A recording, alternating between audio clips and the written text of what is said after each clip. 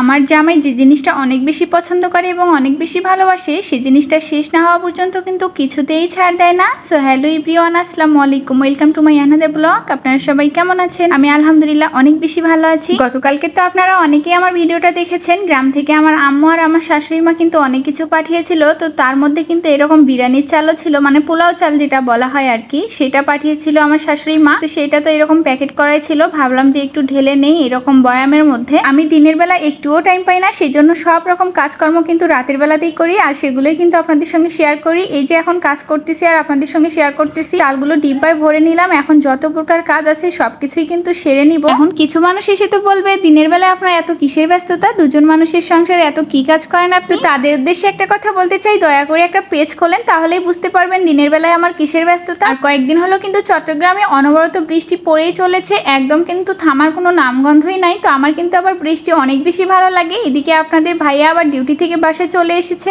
ওকে আমি হালকা নাস্তা করে দিয়েছি। আর এদিকে বাড়ি থেকে যে কচুগুলো পাঠাইছিল সেগুলো কিন্তু নেক্সট দিন আমি আবার পরিষ্কার করে নিচ্ছি। এগুলো এখন কিন্তু হালকা করে সিদ্ধ করে আমি বক্সে করে ডিপ ফ্রিজে রেখে দেবো। কারণ আপনাদের ভাইয়া আর আমি কিন্তু যখন তখন এই যে কচু দিয়ে রান্না করে খেতে অনেক বেশি ভালোবাসি। আমরা যে কোনো কিছু দিয়ে কিন্তু এই কচুটা রান্না করে সব সময়ের জন্য খাই। শুটকি মাছ বলেন, তারপর মুরগির হাত পা পাখা চামড়া বলেন, এগুলো দিয়ে কিন্তু খেতে অনেক বেশি মজা লাগে। আপনাদের ভাইয়া আর আমি খেতে তো অনেক বেশি পছন্দ করি। আর এখানে কিন্তু অন্য এক প্রকার কচু আছে, এটাকে আমরা গ্রামের ভাষায় মানে আঞ্চলিক ভাষায় কিন্তু আনাজি কচু বলি। এটা দিয়ে মাছ রান্না করলে অনেক বেশি মজা লাগে। আপনারা যারা কখনো খাননি অবশ্যই ট্রাই করবেন। এই কচুটা একটু মোটা সাইজের হয়ে থাকে। আর এখন যেটা আমি এই যে ভাব দিচ্ছি, এটা হচ্ছে চিকন কচুর ডাটা আর কি। এটা দিয়ে শুটকি মাছ আর হচ্ছে অন্যান্য কিছু দিয়ে রান্না করলে মজা লাগে, কিন্তু ওই যে মোটা মোটা কচুটা ওইটা দিয়ে বড় মাছ রান্না করলে ভালো লাগে। আর বাসা থেকে যে আমগুলো পাঠানো হয়েছিল সেগুলো কিন্তু আমি ফ্লোরের মধ্যে খুব সুন্দর করে ছড়িয়ে রেখেছি, না হলে আবার দেখা যাবে যে নষ্ট হবে। আর আমগুলো খুব দ্রুতই পেকে যাচ্ছে, আমি তো একদম বারবার খাচ্ছি আর মোটা হয়ে যাচ্ছে আবার। তো প্রথমে আপনাদের একটা কথা বললাম না, আমার জামাই যে জিনিসটা অনেক বেশি ভালোবাসে এবং পছন্দ করে সেই জিনিসটা শেষ না হওয়া পর্যন্ত কিছুতেই ছাড় দেয় না, সেটা হচ্ছে গরুর মাংস বা মুরগির মাংস।